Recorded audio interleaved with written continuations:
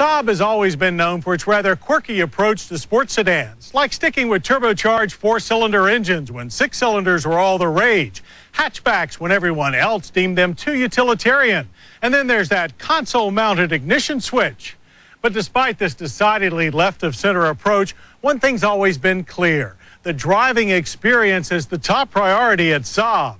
Well, there's a new Saab 9.3 ready to hit the streets, and indeed it does look a little more mainstream than in the past. So we wonder, in this shift towards the middle of the road, did the driver get left behind?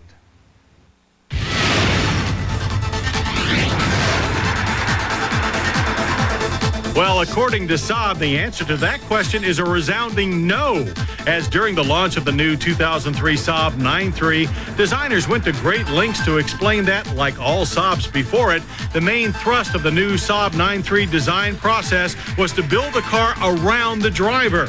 And after spending several weeks with the 9.3, we're happy to confirm that from the outside in, the new 9.3 is definitely a driver's machine.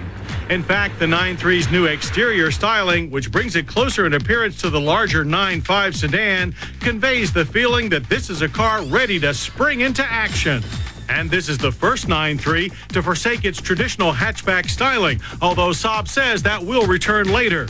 But the new 9.3 does retain its predecessor's overall length of 182.5 inches. Wheelbase, however, has been stretched 2.7 inches to 105.3, and front and rear tracks are 2.8 and 2.5 inches wider, respectively.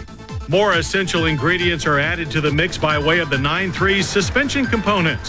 McPherson struts handle the duties up front, while in the rear is a new independent four-link layout that includes what Saab calls Reax. Reax is a passive rear-wheel steer characteristic that's been engineered into the system to improve handling by reducing understeer. And take our word for it, it works. Our drivers noted that the 9.3 cuts through the cones like a sharp knife and feels as though it wants you to drive it quickly. Steering response from the rack and pinion is spot on, with precise turn-ins and a fair amount of useful feedback. Our drivers also appreciated the non-intrusive nature of the standard ESP electronic stability program and the excellent operation of the 9.3's four-wheel disc brakes. In addition to ABS, the 9.3 now comes with cornering brake control, which aids stability to hard cornering maneuvers when under heavy braking.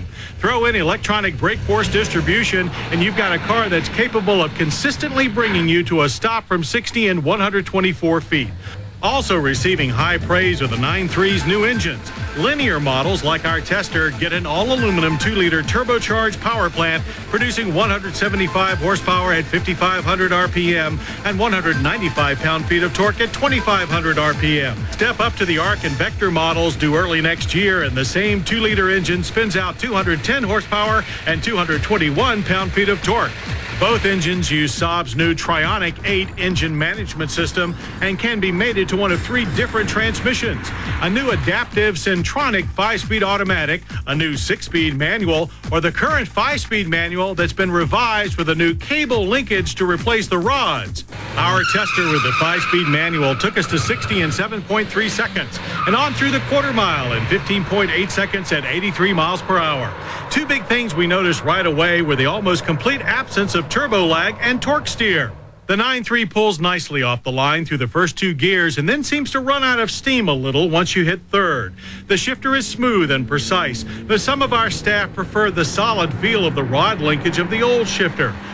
Saab continues with its driver-oriented, aircraft-like approach when it comes to interior accommodations, too.